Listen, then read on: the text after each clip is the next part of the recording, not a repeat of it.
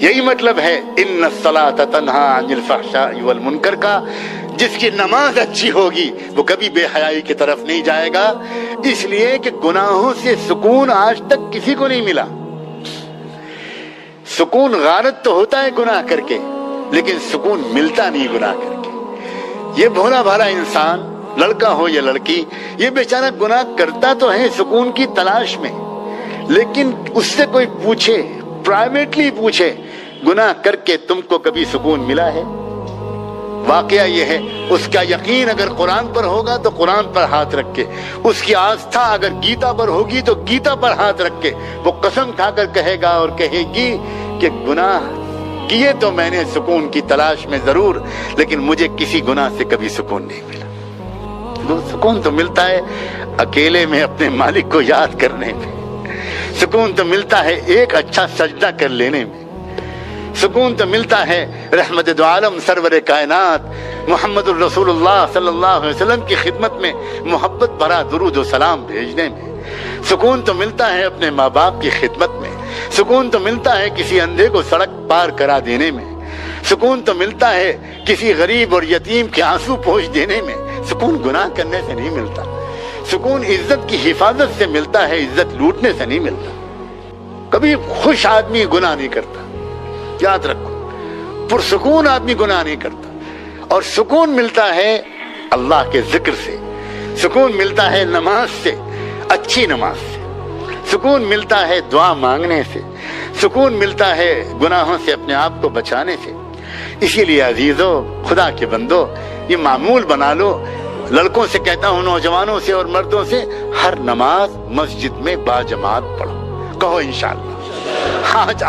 آج اللہ سے مانگ کر کہو کہ ہر نماز باجماعت پڑھیں۔ دوسری بات گزارش کرتا ہوں، زیادہ لمبے چوڑے معمولات نہیں بتاتا، تھوڑا سا قرآن شریف روزانہ پڑھ لیا کرو، کہو انشاءاللہ۔ قرآن شریف روزانہ پڑھ لو، دیکھ لینا تم قرآن کی تلاوت سے تمہاری نگاہیں جو قرآن کے چمکتے ہوئے نورانی کلمات پر پڑیں گی، یہ نگاہیں پھر گندی جگہوں پر نہیں جائیں گی۔ روزانہ قرآن کی تلاوت کرنے کا معمول بنا لو، طے کر لو کہ مجھے روزانہ قرآن پڑھنا ہے۔ اور کیا میں ہمت کر کے ایک دو چیزیں اور بتاؤں یا بس؟ جزاکم اللہ، مجھے امید ہے کہ آپ کرو گے۔ صرف 2 رکعت نماز، میں زیادہ لمبی نفلوں کو نہیں کہتا، 2 رکعت نماز توبہ کی نیت سے روزانہ کسی وقت پڑھ لیا کرو، صرف 2 رکعت نماز۔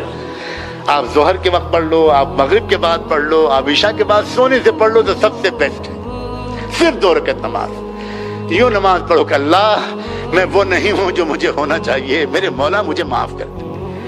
2 رکعت نماز پڑھو ہلکی پھلکی، اور اس کے بعد اللہ سے اب تک کی گناہوں کی معافی مانگ لو، اور آئندہ کے لیے کہو اللہ، میں اب نیک بننا چاہتا ہوں، مجھے نیک بنا دیجئے، میرے پورے گھرانے کو نیک بنا دیجئے، میری بہنوں کو نیک بنا دیجئے، میری ماں، میرے باپ، میرے بھائی، میرے بہن، میری بیوی، میرے بچے، میری بچیاں، اللہ بہت خراب ماحول ہے، اس جلتی ہوئی آگ سے مجھ کو بچا لیجئے۔ اس لیے امید ہے کہ آج کی اس بات سے مسلمان، ہمارے نوجوان لڑکے اور لڑکیاں، ان کے پیرنٹس، وہ سب کے سب آج یہ طے کر کے اٹھیں گے کہ ہمیں اپنی زندگی کو بدلنا ہے۔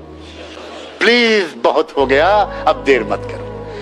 اور خوشی یہ ہے کہ میرا اور تمہارا رب انتظار میں بیٹھا ہے کب میرے بندے اور بندیاں مجھ سے معافی مانگیں۔ ان کی آنکھ کے آنسوؤں کا قطرہ آنکھ سے نکل کر گال پر بعد میں پہنچے گا، پہلے اللہ کی طرف سے مغفرت کا فیصلہ ہو۔ اتنا مہربان ہے اللہ تعالیٰ، جانتے ہیں کہ تم ہمارے عزیز نوجوان بچے کس ماحول میں پل رہے ہیں، بہت جلدی اللہ معاف کر دیں گے، لیکن آئندہ کے لیے اب طے کرو، اب بدلنا ہے۔